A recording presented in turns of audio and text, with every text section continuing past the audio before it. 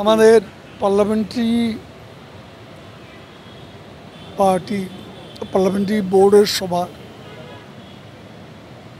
আমাদের পার্লামেন্টারি বোর্ডের চেয়ারপারসন আমাদের পার্টির সভাপতি প্রধানমন্ত্রী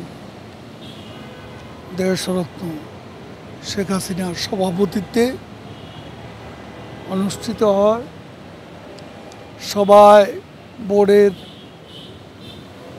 সদস্যবৃন্দ উপস্থিত ছিলেন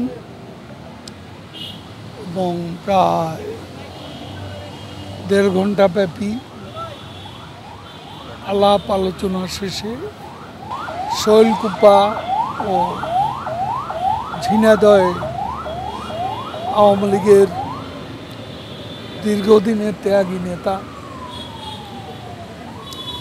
সাবেক ছাত্রনেতা, বর্তমানে জেলা আওয়ামী লীগের নেতা নায়েব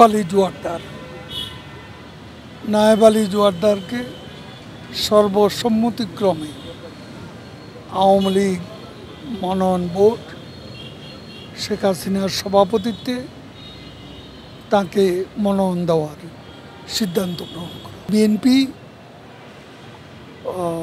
যাদেরকে এক্সপেল করছে, ভোট বর্জনের কথা বলছে,